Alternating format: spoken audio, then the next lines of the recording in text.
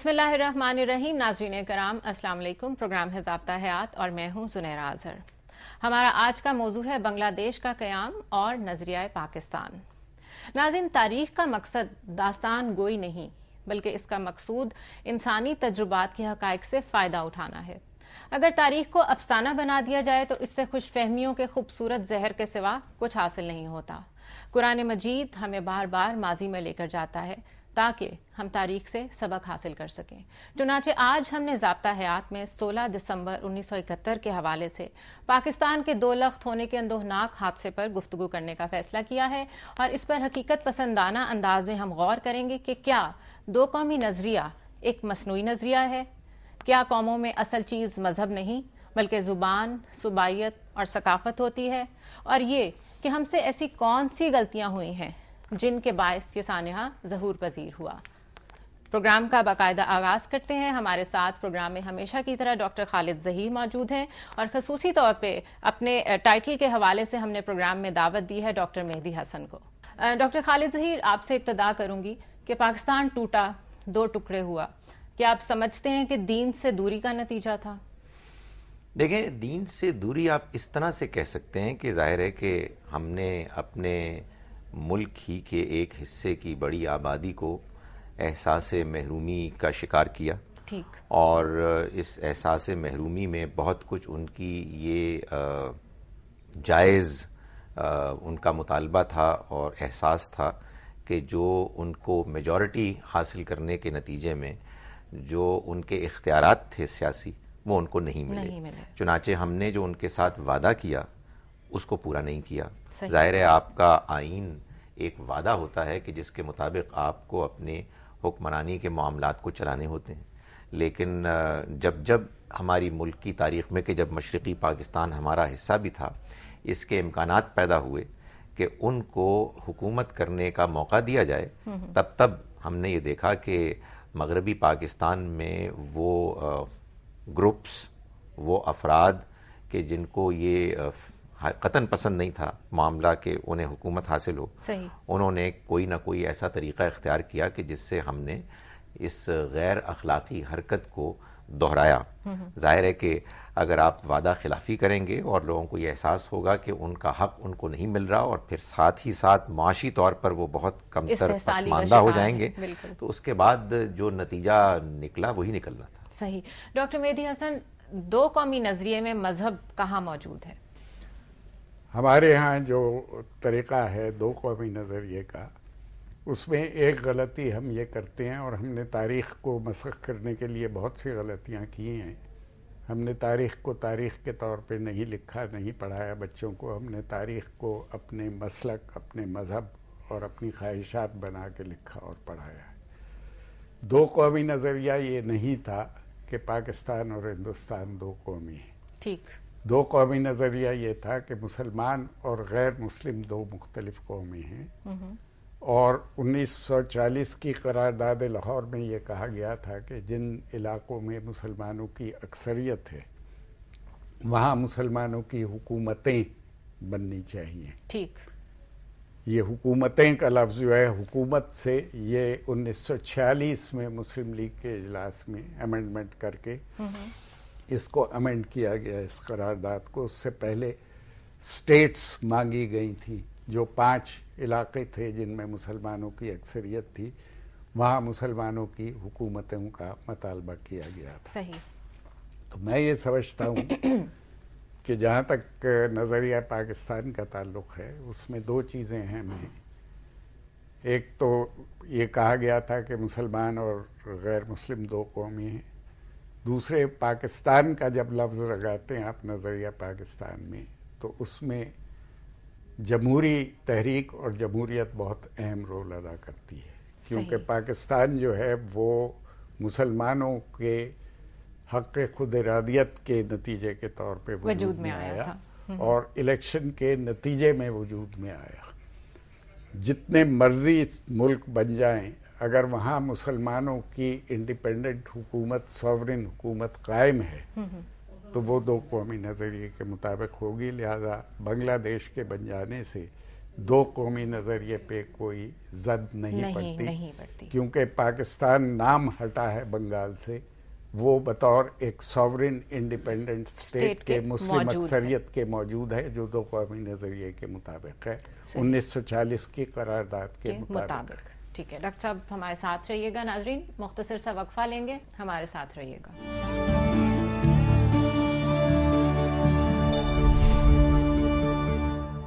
Welcome back ناظرین، ضابطہ حیات میں ایک دفعہ پھر خوش آمدید۔ پروگرام کا وہیں سے ہم سلسلہ جوڑیں گے جہاں سے ٹوٹا تھا۔ ڈاکٹر صاحب، دین سے دوری کا میں نے آپ سے کویسچن کیا تھا شروع میں، اور آپ نے کہا کہ مطلب وعدہ خلافی کریں، آپ نے جو معاہدے کیے ہوں وہ پورے نہ کریں، تو یہ بھی دین کے مطابق آپ نہیں چل رہے۔ ہم نے جب پاکستان بنایا اس میں بنگالی لیڈرز کا بہت بڑا رول تھا۔ اگر کسی وجہ سے وہ بعد میں ہمارے ساتھ خوش نہیں تھے تو جس طرح رائٹ آف سیلف ڈٹرمنیشن کا ہمیں حق تھا، ان کو بھی حق تھا، تو پھر ہم اس بات پہ افسردہ کیوں ہوتے ہیں کہ بنگلہ دیش قائم ہو گیا؟ ایک جذباتی وابستگی ہے نا ہماری اس پاکستان سے کہ جو مشرقی پاکستان اور مغربی پاکستان پر مشتمل تھا۔ ایک عرصہ ہم نے ایک ساتھ گزارا، ہمارے ان کے ساتھ تعلقات ہوئے، تو یقیناً یہ ایک فطری رد عمل ہے ہمارا کہ ہم اس کو اپنے لیے ایک المیہ اور ایک غم کا موقع سمجھتے ہیں۔ ایک ویسے اگر نیشنل لیول پہ بات کریں یا وطنیت کی بات کریں تو ہمارا ایک حصہ ہم سے جدا ہوا، ہمارا جغرافیہ بھی تھوڑا سا شرنک ہو گیا، وہ بھی ریزن ہمارے مائنڈ میں یہ بھی ہے۔ اور پھر اس میں جو واقعات ہوئے ہیں وہ بھی بہت افسوسناک ہوئے ہیں، دونوں جانب لوگ قتل ہوئے ہیں، بہت زیادتیاں ہوئی ہیں، اور اس وجہ سے ہم کو شرمندگی ہے، ہمیں اس کا دکھ ہے، اور اس میں کوئی شک نہیں ہے کہ جب آپ اپنے ہی بھائیوں کے ساتھ زیادتی کرتے ہیں، انہیں محروم رکھتے ہیں، ان کے حقوق انہیں نہیں دیتے، تو اس کا پھر یہ فطری نتیجہ تو نکلنا تھا۔ لیکن ہمیں افسوس اس لیے ہوتا ہے کہ ظاہر ہے کہ ہم یہ سوچتے ہیں کہ اے کاش کہ ہم اپنے آپ کو بہتر طریقے سے کنڈکٹ کرتے، اے کاش کہ ہم زیادتیاں نہ کرتے، اے کاش کہ ہم ان کی اس بات کو اس وقت سن لیتے کہ جب سننا اس ملک کو قائم رہنے کا باعث بن سکتا تھا۔ ظاہر ہے کہ اس لیے ہم اس کو بار بار دہراتے ہیں، اور دہرانے کا مقصد یہ ہونا چاہیے کہ ہم اپنی اصلاح کریں، آئندہ اس طرح کی غلطیاں نہ کریں، اور ہم تاریخ سے سبق سیکھیں، جیسے کہ قرآن مجید چاہتا ہے کہ ہم تاریخ کو پڑھیں اس مقصد کے لیے، داستان سرائی کے لیے نہیں، بلکہ اس مقصد کے لیے کہ ہم عبرت حاصل کریں اور آئندہ اپنے رویے کو درست کریں۔ ڈاکٹر صاحب، سیم کویسچن میرا آپ سے کہ ٹھیک ہے، آپ کہہ رہے ہیں کہ رائٹ آف سیلف ڈٹرمنیشن کے تحت ہی پاکستان بنا تھا اور اسی کے تحت ایک اور اسٹیٹ وجود میں آ گئی، تو یہ کوئی افسوس کی بات نہیں ہے؟ نہیں، افسوس نہیں، میں نے یہ کہا کہ اس سے دو قومی نظریے پہ کوئی فرق نہیں پڑتا۔ نہیں، میں اس سے آگے آپ سے اندرا گاندھی نے جو کہا تھا پاکستان کی فوج کے ہتھیار ڈالنے کے بعد کہ ہم نے دو قومی نظریہ خلیج بنگال میں غرق کر دیا، وہ غلط تھا۔ صحیح۔ اس لیے کہ اگر وہ بنگلہ دیش کو یا بنگال کو ہندوستان میں ضم کر لیتی یا بنگالی شامل ہو جاتے تو پھر دو قومی نظریے پہ زد پڑ سکتی تھی اور اس کی ناکامی ظاہر ہو سکتی تھی۔ لیکن بطور ایک انڈیپینڈنٹ مسلم میجورٹی اسٹیٹ کے قائم رہنا اس کا، وہ دو قومی نظریے کے مطابق۔ اچھا ڈاکٹر صاحب، کیا زبان اتنا بڑا ایشو تھی کہ معاملہ یہاں تک پہنچ گیا؟ دیکھیے، زبان سے ایشو شروع ہوا تھا اور بہت سی زیادتی کی، جیسے ڈاکٹر صاحب کہہ رہے تھے، زبان کا مطالبہ تھا ان کا جب اردو کو قومی زبان قرار دیا گیا 21 مارچ 1948 کو، اور یہ کہا گیا کہ اردو واحد قومی زبان ہوگی پاکستان کی، تو ایک بہت جائز مطالبہ بنگالیوں نے یہ کیا کہ 56% آبادی کی مدر ٹنگ جو ہے، مادری زبان، وہ بنگالی ہے، تو اردو کے ساتھ ساتھ، اردو جو 7.5% لوگوں کی زبان ہے، انہوں نے کہا اس کے ساتھ ساتھ بنگالی کو بھی دوسری قومی زبان کے طور پہ ساتھ ہونا چاہیے۔ اس مطالبے کو ماننے میں 7 سال لگے، لاٹھی چارج ہوئے، گولیاں چلیں، لوگ مرے، اور ڈھاکہ یونیورسٹی میں شہید مینار بنا ان نوجوانوں کی یاد میں جو اس موومنٹ میں مارے گئے۔ 54 میں یہ مطالبہ ان کا تسلیم ہوا، اور اس وقت تسلیم ہوا جب 54 کے جو پروونشل الیکشن تھے، جو وہاں اپوزیشن پارٹیز نے متحدہ محاذ بنا کے مسلم لیگ کی حکومت کے خلاف لڑے تھے اس الیکشن میں، تو 310 نشستوں میں سے صوبائی اسمبلی کی مسلم لیگ کو صرف 9 سیٹیں ملی، اور جو چیف منسٹر تھے مسلم لیگ کے نور الامین، وہ ایک ڈھاکہ یونیورسٹی کے 3rd ایئر کے ایک ان نون سے طالب علم کے مقابلے پہ الیکشن ہار گئے تھے. صحیح. یہ نتیجہ نکلنے کے بعد ان کا یہ مطالبہ تسلیم ہوا، لیکن اس کے بعد بھی ان کے ساتھ زیادتیاں بند نہیں ہوئی. پیرٹی کے نام پہ ان کی میجورٹی کو ختم کیا گیا، 50% کیا گیا 56% کو، اور 50% ویسٹ پاکستان کا 1 یونٹ بنا کے، جو جمہوری اصولوں کے خلاف تھا، کیونکہ جمہوریت کامیاب ہوتی ہے ڈی سینٹرلائزیشن سے اور تقسیم اختیارات سے. صحیح. ہمارے ہاں ہمیشہ سٹریس رہا سینٹرلائزڈ سسٹم پہ، اور خاص طور پہ جو 4 ہمارے ہاں فوجی حکومتیں آئیں، تو فوج کی حکومت تو ہوتی ہی سینٹرلائزڈ ہے. وہ سینٹرلزم اور جمہوری نظام جو ہے یہ 2 متضاد چیزیں. بالکل صحیح. ناظرین ہمارے ساتھ رہیے گا، پروگرام کا سلسلہ ابھی جاری ہے. اسٹے ود اس.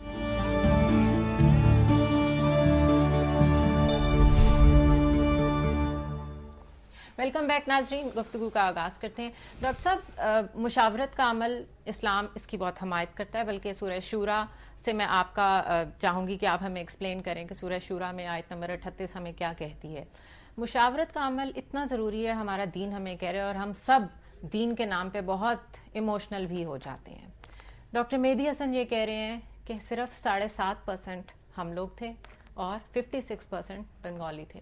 ہم نے ان کی بات ہی نہیں سنی. آپ اس کو کس طرح دیکھتے ہیں؟ دین اس کو کس طرح دیکھتا ہے؟ ظاہر ہے کہ یہ دین کی اسپرٹ، اس کے احکام کے خلاف سارا رویہ تھا. میں گزارش کروں کہ ایسا نہیں ہے کہ دین ہم سے یہ چاہتا ہے کہ بہت اچھی بات ہے کہ آپ مشورہ کریں. نہیں، یہ دینی فریضہ ہے.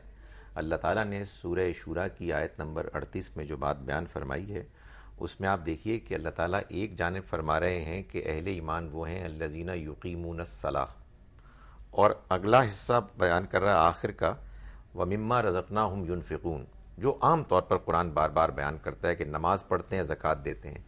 درمیان میں اللہ تعالیٰ فرما رہے ہیں کہ وَأَمْرُهُمْ شُورَى بَيْنَهُمْ، یہ نماز پڑھنے والے، زکوٰۃ دینے والے مسلمان وہ ہیں کہ جو جب کوئی اجتماعی معاملہ ہوگا تو ان کے معاملات کا فیصلہ ان کا مشورہ کرے گا. مشورے کا مطلب یہ نہیں ہوتا کہ آپ نے کسی سے ایڈوائس لی اور پھر آپ نے اپنی منمانی کی. اس کا مطلب یہ ہے کہ مشورہ اگر سب کا مشترک ہو گیا تو وہی فیصلہ ہے، اور اگر اختلاف ہو گیا تو میجورٹی کا فیصلہ ہے کہ جس کو نافذ کرنا ہوگا. یہ دینی حکم ہے، فریضہ ہے. ہم نے بدقسمتی سے اس سے بار بار انحراف کیا، جس کے نتیجے میں ظاہر ہے کہ ہمارے سامنے وہ واقعات ہیں کہ جن کا ماتم ہم آج کر رہے ہیں، آج تک کرتے آئے ہیں. ڈاکٹر صاحب، اگر بنگلہ دیش بننا ہی تھا، مشرقی پاکستان کو ہم سے علیحدہ ہونا ہی تھا، تو وہ ایک علیحدہ ریاست کے طور پہ کیوں وجود میں آئی؟ ہم نے یہ سنا ہے، تاریخ میں پڑھا ہے، اب واللہ عالم کہ تاریخ ہمیں صحیح بتاتی ہے یا نہیں، کہ جی بھارت کا بہت بڑا رول ہے، مکتی بانی کا بہت بڑا رول ہے وہاں پر یہ سب کچھ کرنے میں. کیا آپ سمجھتے ہیں کہ اگر ان کا رول تھا تو پھر تو یہ نہیں ہونا چاہیے تھا کہ انڈین بنگال کے ساتھ مشرقی پاکستان مل جاتا؟ میں نے دیکھیے، پہلی بات تو یہ ہے کہ اگر آپ ہندوستان کو اپنا دشمن سمجھتے ہیں اور دشمن نمبر 1 کہتے آئے ہیں، تو آپ یہ امید نہیں رکھ سکتے کہ اسے موقع ملے گا آپ کو تکلیف پہنچانے کا یا آپ کو زخم پہنچانے کا تو وہ اس سے چوکے گا، وہ اسے ضرور پہنچائے گا. تو یہ آپ کو معلوم ہونا چاہیے. ٹھیک. دوسری بات یہ ہے کہ جو اصل حقائق ہیں بنگلہ دیش بننے کے، وہ یہ ہیں کہ جب ہمارا پہلا الیکشن ہوا 1970 میں، 24 سال بعد پاکستان بننے کے بعد، ایڈلٹ فرنچائز کی بیسس پہ اور 1 پرسن 1 ووٹ کی بیسس پہ، یعنی پہلی دفعہ بنگالیوں کو ان کی آبادی کے مطابق ریپرزنٹیشن دی گئی 70 کے الیکشن میں. ٹھیک. اس میں عوامی لیگ کو انہوں نے 150 سیٹوں پہ نیشنل اسمبلی کے 300 میں سے اپنے کینڈیڈیٹ کھڑے کیے تھے. ان میں سے 149 سیٹس انہوں نے جیتی، صرف 1 سیٹ ہاری. ٹھیک. 84 سیٹیں پاکستان کے 4 میں سے 3 صوبوں میں پاکستان پیپلز پارٹی کو ملی، 84. 4 سیٹیں جماعت اسلامی کو ملی، 1 सीट पाकिस्तान डेमोक्रेटिक पार्टी को मिली, 5 सीटें नेशनल अवामी पार्टी को वली खान साहब की मिली, 4 सीटें जमीयत उलमा इस्लाम को मिली, 3 सीटें जमीयत उलमा पाकिस्तान को मिली, 2 सीटें अयूब खान की मुस्लिम लीग को मिली जिसने 11 साल हुकूमत की थी, 7 सीटें काउंसिल मुस्लिम लीग को मिली और 8 सीटें कय्यूम मुस्लिम लीग को मिली। सही। बाकी वेस्ट पाकिस्तान से कुछ इंडिपेंडेंट कैंडिडेट सिलेक्ट हुए। बंगालियों ने, अवामी लीग ने ये मुतालबा किया कि आप इख्तिदार हमें सौंप दें क्योंकि सबसे बड़ी जमात हम हैं। सही। ये बड़ा जायज़ मुतालबा था यकीनन। और उनको इख्तिदार दे देना चाहिए था। हमारी एस्टेब्लिशमेंट जो हमेशा से बंगालियों के खिलाफ रही, प्रोफेसर साहब ने बिल्कुल दुरुस्त कहा था कि हमने उनको ज़्यादतियाँ की उनके साथ और कभी उनको शरीक नहीं करना चाहा मुशावरती या अमल में। उनको हमने अपना सबसर्वेंट बना के रखना चाहा। चुनाचे जब उनके मुतालबे को तस्लीम नहीं किया गया और पीपल्स पार्टी और अवामी लीग किसी कंसेंसस पे पहुंचने में नाकाम हो गए, जी। आइन जो बनना था, दस्तूर साज असेंबली इलेक्ट हुई थी, उसके सिलसिले में 6 पॉइंट्स को एक्सेप्ट करने या ना करने पे उनका तनाज़ा पैदा हो गया। तो फिर जुल्फ़िकार अली भुट्टो ने पीपल्स पार्टी की तरफ से बाइकआउट कर दिया। उस सेशन का जो बुलाया था याह्या खान ने 3 मार्च 1971, उसके बाइकआउट पे प्रोटेस्ट किया अवामी लीग ने, क्योंकि उसने वो सेशन कैंसिल कर दिया। अवामी लीग ने प्रोटेस्ट किया और उसके प्रोटेस्ट के नतीजे में सारा प्रोविंस जो था मशरक़ी पाकिस्तान का वो बिल्कुल साकित और जामिद हो गया, स्टैंड स्टिल पे आ गया।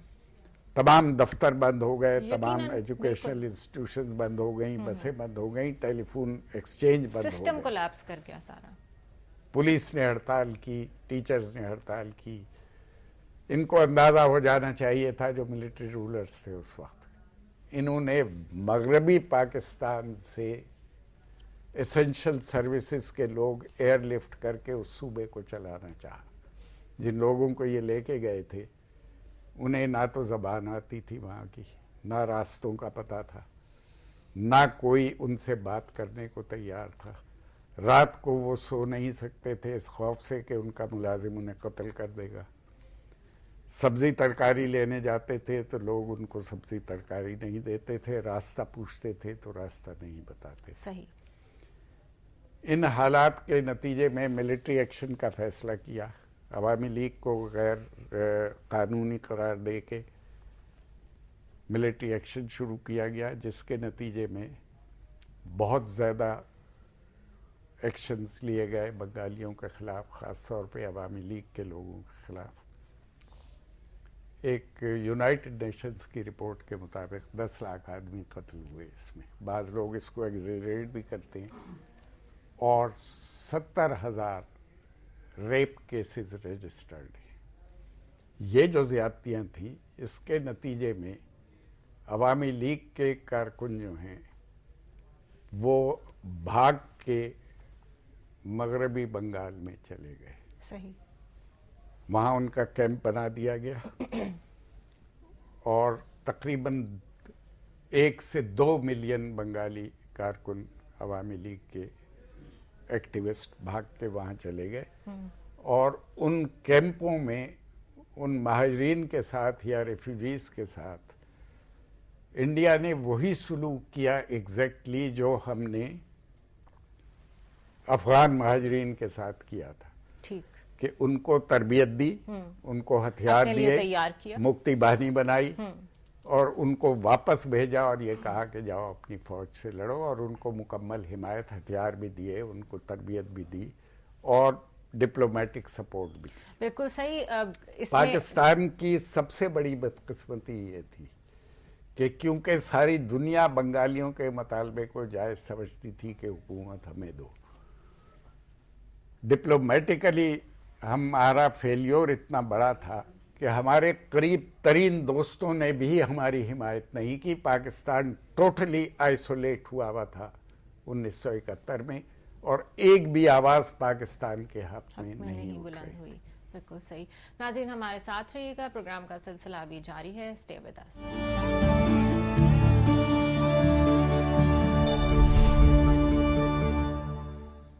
ویلکم بیک ناظرین. پروگرام کا سلسلہ وہیں سے جوڑتے ہیں جہاں سے چھوڑا تھا. ڈاکٹر صاحب، ایک ملک وجود میں آتا ہے، لیٹ سے اینی کنٹری، سیلف ڈٹرمینیشن کے تحت، اور وہاں پہ پہلے دن ہی ایک دین نافذ کر دیا جاتا ہے کہ یہ ہمارا اگریڈ اپون کے لحاظ سے ایک سرکاری دین ہے، کانسٹیٹیوشن بھی اسی کے مطابق وجود میں آتا ہے. لیکن وہاں پر اتنے سارے کلچرز بستے ہیں، وہاں پہ اتنے سارے اور دین سے تعلق رکھنے والے لوگ ہیں، اتنی ساری زبانیں بولی جاتی ہیں. اگر دین لاگو ہی کرنا ہے، جو کہ کوئی غلط بات نہیں ہے، تو پہلے اس کے لیے ایک ریڈینس نہیں ڈیولپ کرنی چاہیے کہ ایک لوگوں کا کنسنسس ہو جائے ایک طرز عمل پہ، جو کانسٹیٹیوشن بنے اس میں سب کو ذہن میں رکھا جائے کہ اتنے لوگ یہاں پر رہتے ہیں، ہمیں سب کے احساسات کا خیال رکھنا ہے. اور اگر ایسا نہیں کیا گیا تو پاکستان کی مثال میں جو ہم اتنا شور مچاتے ہیں کہ ہمارے ساتھ ہندو کلچر میں زیادتی ہوتی تھی اور ہم اپنی عیدیں نہیں منا سکتے تھے، ہم بہت کچھ نہیں کر سکتے تھے، تو ہم نے کوئی فرق چھوڑا اس معاملے میں اور اس معاملے میں؟ میں قطع کلامی کی معافی چاہتا ہوں جی. اس سے پہلے کہ پروفیسر صاحب جواب دیں.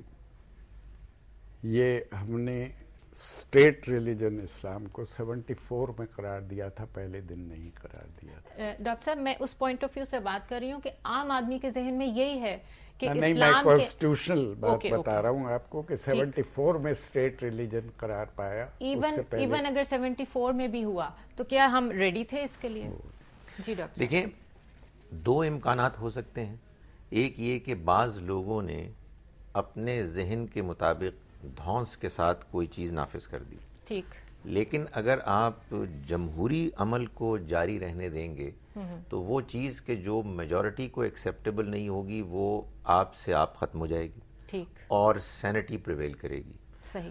دوسرا امکان وہ ہے کہ جو آپ نے خود بیان فرمایا کہ لوگ گریجولی اس کو امپلیمنٹ کریں، پھر وہ نقطہ نظر غالب آئے گا کہ جو نقطہ نظر لوگوں کو محسوس ہوتا ہے کہ صحیح ہے. ظاہر ہے مسلمان میجورٹی میں ہوں گے تو مسلمانوں ہی کی بات غالب آئے گی، لیکن مسلمانوں کا وہ پوائنٹ آف ویو غالب آئے گا کہ جو ان کے نزدیک، ان کی میجورٹی کے نزدیک زیادہ صحیح ہے. ہمارے ہاں جو ظلم ہوتا ہے وہ یہ ہے کہ ایک مائنورٹی کا پوائنٹ آف ویو ہوتا ہے، ان کو طاقت مل جاتی ہے، وہ اس کو اپنی طاقت کے بلبوتے پر دھونس کے ساتھ امپلیمنٹ کرتے ہیں، جس کے نتیجے میں ایک تو یہ کہ لوگوں کے ویسے حقوق بھی سلب ہوتے ہیں، لیکن میرے نزدیک تو اس سے بڑی زیادتی خود دین کے ساتھ ہوتی ہے. بالکل دین کے ساتھ دین کے نام پہ محبت ہونی چاہیے، ایک ہمدردی ہونی چاہیے، نہ کہ یہ کہ لوگوں کے اندر بیزاری پیدا ہو. تو یقیناً دین کا پیغام یہی ہے کہ اگر آپ کو کسی پاپولیشن پر اس کے احکام کو نافذ بھی کرنا ہے، اگر آپ اس اصطلاح کو بیان کرنا چاہتے ہیں تو اس کو آپ کو گریجولی کرنا چاہیے.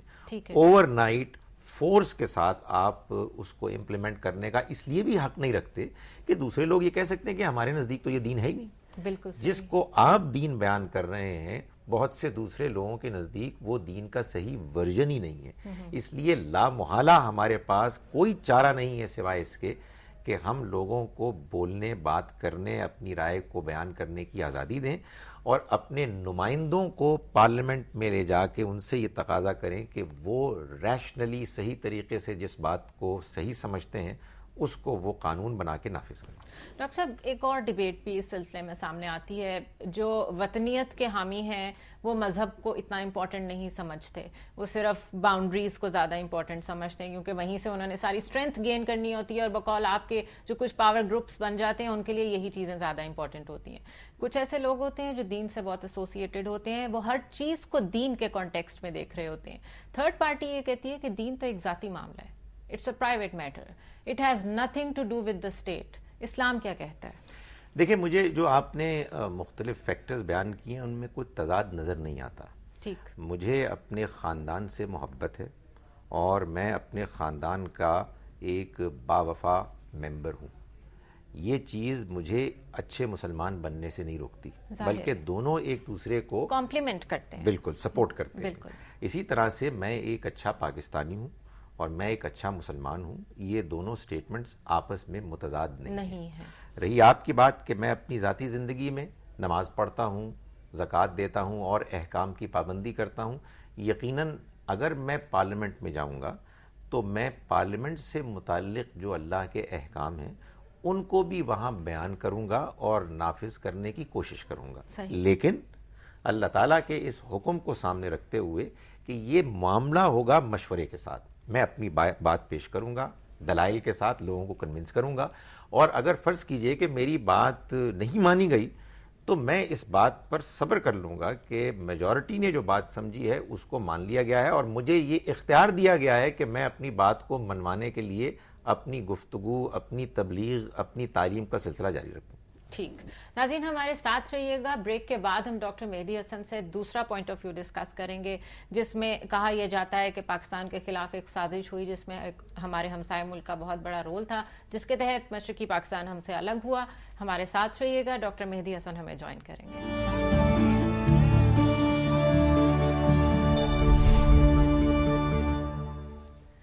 ویلکم بیک ناظرین، ایک دفعہ پھر ہم اپنے ٹاپک کی طرف واپس آتے ہیں۔ ڈاکٹر مہدی حسن سے ہم کوشچن کریں گے۔ ڈاکٹر صاحب، دوسری رائے جو ہے کہ پاکستان کے خلاف یہ ایک سازش تھی، وہی بنگالی جو ہمارے ساتھ تحریک پاکستان میں اتنے بھرپور طریقے سے شریک تھے، یکدم کیا ہوا؟ ٹھیک ہے، استحصال جو آپ نے بیان کیا، جو آپ نے بیک گراؤنڈ بیان کی، وہ اپنی جگہ، لیکن ایک نئی سٹیٹ وجود میں آتی ہے، یہ سب کچھ ہوتا ہے۔ ہمارا تو کانسٹیٹیوشن اتنی دیر سے بنا، ہمارے سارے معاملات میں اتنا ڈیلے آیا، لیکن اتنا بڑا واقعہ 1971 میں ہو جانا، اس کے بعد اب تک ہم پرابلم سے گزر رہے ہیں، تو کیا آپ کو نہیں لگتا کہ باقاعدہ ایک سازش کے تحت پاکستان کو دو ٹکڑے کیا گیا؟ دیکھیے، میں نے پہلے کہا تھا کہ جب آپ اپنے اتنے بڑے ہمسائے کو، جو اس وقت 5 گنا بڑا تھا، آج کل 8 گنا بڑا ہے انڈیا ہمارے سے، جی، وسائل کے لحاظ سے بھی اور آبادی کے اور سائز کے لحاظ سے بھی، تو اگر آپ اس کو دشمن نمبر 1 سمجھتے ہیں، جو پاکستان کے عام لوگ سمجھتے ہیں یا سمجھتے تھے اور ہماری فوج بھی سمجھتی ہے، سیکیورٹی سٹیٹ کے طور پہ جو پاکستان کا تصور پیش کیا گیا ہے، اس میں ہندوستان کو سامنے رکھ کے پیش کیا گیا ہے نا، صحیح، اور یہ سمجھایا گیا ہے لوگوں کو، اور یہ بات ان کے ذہن نشین کرائی گئی ہے کہ ہندوستان پاکستان کو ختم کرنے کے در پہ ہے، ٹھیک، ڈے 1 سے۔ صحیح، یہاں تک تو یہ بات حقیقت پہ مبنی ہے کہ گاندھی، نہرو اور پٹیل صاحب نے لارڈ ماؤنٹ بیٹن سے مل کے یہ فیصلہ کیا تھا کہ اچھا ان کو پاکستان دے دو، یہ صرف 6 مہینے تک سروائیو کر سکیں گے، اس کے بعد یہ ری یونائٹ ہو جائیں گے۔ وہ نہیں ہوا، ان کی خلاف توقع پاکستان کامیاب ہو گیا، چلتا رہا، اور بلکہ شروع کے 2-3 سال ہندوستان کے مقابلے میں ہماری اکانومی بہت زیادہ بہتر تھی، ان کے ہمارے 1 روپے میں ہندوستان کے 2 روپے ہوا کرتے تھے اس وقت۔ صحیح، دوسری بات یہ ہے کہ ہم ایک چیز بھول جاتے ہیں، تاریخ کیونکہ ہم صحیح نہیں لکھتے اور پڑھاتے بچوں کو، ہم نے ابھی تک یہ نہیں بتایا اپنی نوجوان نسل کو کہ مسلم لیگ اور قائد اعظم محمد علی جناح نے انڈیپینڈنٹ بنگال کا مطالبہ تسلیم کر لیا تھا 1946 میں، جب کمیونسٹ پارٹی نے یہ مطالبہ کیا کہ ریپبلک آف بنگال کے نام سے ایک تیسرا ملک بنایا جائے انگریزوں سے۔ ٹھیک، انگریزوں نے اس کو تسلیم کر لیا، مسلم لیگ نے اسے تسلیم کر لیا، اور کانگریس نے اس کو ریجیکٹ کیا۔ ریزن بینگ، نہرو نے یہ کہا کہ جی we don't want to balkanise India.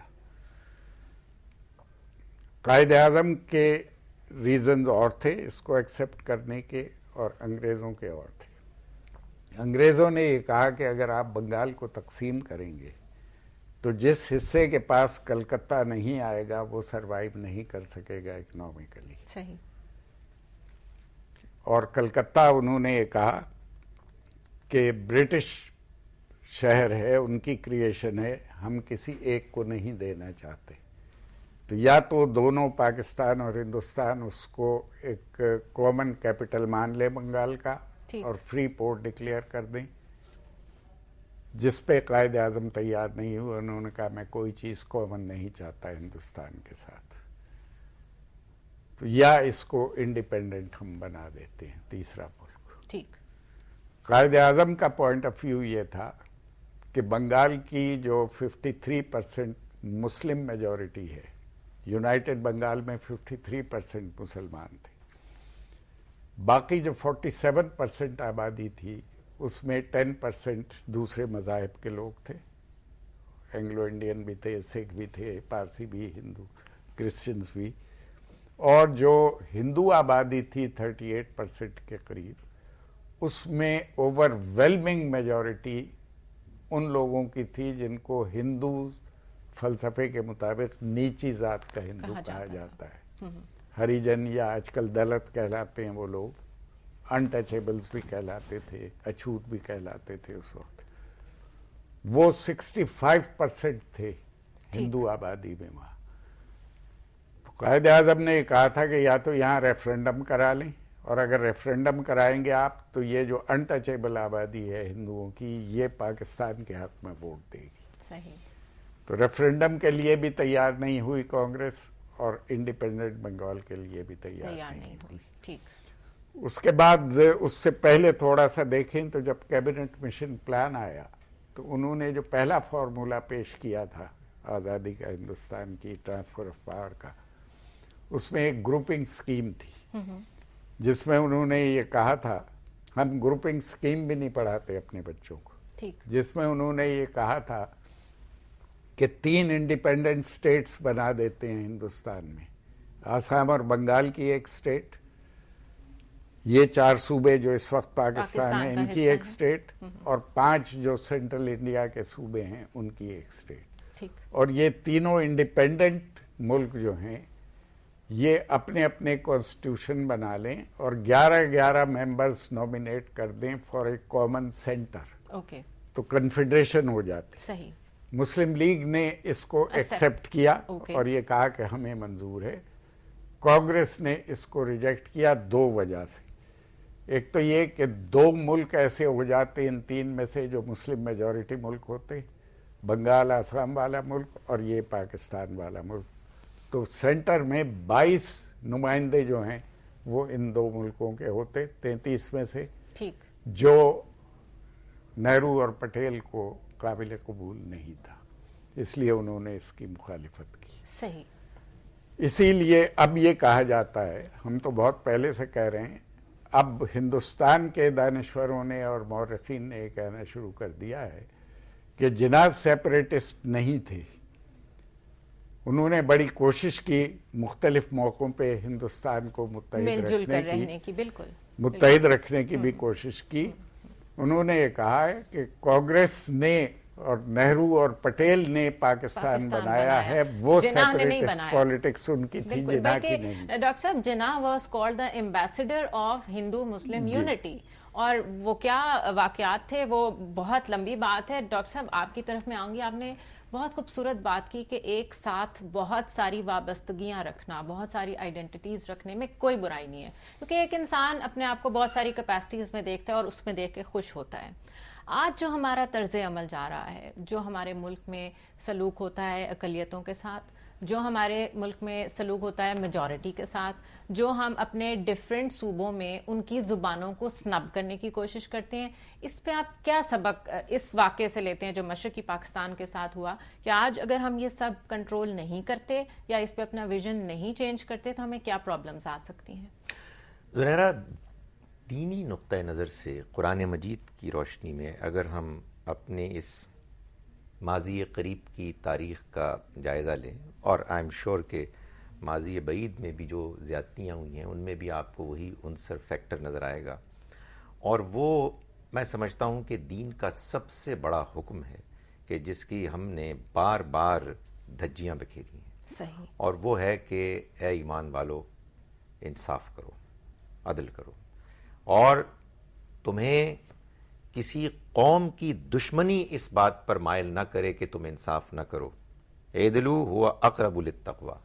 ہم لوگ زنیرہ متعصب ہیں, ہم لوگ ون سائیڈڈ فیصلہ کرتے ہیں, ہم لوگ اپنوں کے لیے اور دوسروں کے لیے اور اصول رکھتے ہیں. صحیح. ہم نے جب تک ناانصافی کو جاری رکھیں گے ہم اس وقت تک نہ اللہ کی مدد ہمارے ساتھ شامل حال ہوگی اور نہ دنیا میں ہم کوئی ترقی کر سکیں گے. اسی طرح سے کٹیں گے, اسی طرح سے بٹوارا ہوگا اور ہم ناکامیاں دیکھیں گے.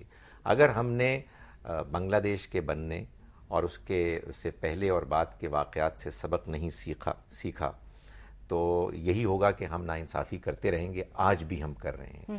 لیکن اگر ہمارے اندر کوئی عبرت حاصل کرنے کی رمق موجود ہے تو میرا یہ خیال ہے کہ ہمیں یہ فیصلہ کرنا چاہیے کہ چاہے ہم خاندان کے معاملات کریں, چاہے ہم قومی معاملات کریں, ہمیں ہر حال میں انصاف کرنا ہے اور اس میں کوئی رکاوٹ آڑے نہیں آنی چاہیے. بہت شکریہ ڈاکٹر خالد ظہیر آپ کا. سب سے میں ایک فقرہ کہہ دوں کہ اگر اس سے سبق حاصل کرنا ہے تو سب سے زیادہ اہمیت اس سبق کی یہ ہے کہ ہمیں فوری طور پہ بلوچستان کے لوگوں کی محرومیاں دور اور کرنی ان کی شکایات دور کرنی ہوگی. وہاں اسی قسم کے حالات پیدا ہو رہے ہیں جیسے کہ بنگلہ دیش میں پیدا ہوئے. بالکل اس پہ غور کرنا بہت ضروری ہے. ڈاکٹر خالد ظہیر آپ کا بہت بہت شکریہ. ڈاکٹر مہدی حسن تشریف آوری کا بہت شکریہ. ناظرین, بنگلہ دیش کا قیام اور نظریہ پاکستان کے حوالے سے آپ نے ہمارے اسکالرز کا تجزیہ ملاحظہ کیا. ہم نے کوشش کی ہے کہ تاریخ کو انسانی عمل کا ریکارڈ اور مطالعہ حقائق کے انداز میں اور اس سے اپنے حال اور مستقبل کو بہتر بنانے کے لیے روشنی حاصل کرنے کے طور پہ استعمال کریں. امید ہے کہ کتاب تاریخ کی اس ورق گردانی سے آپ نے کچھ نہ کچھ ضرور سیکھا ہوگا. اپنی میزبان زنیرہ اظہر کو اجازت دیجیے. اللہ حافظ.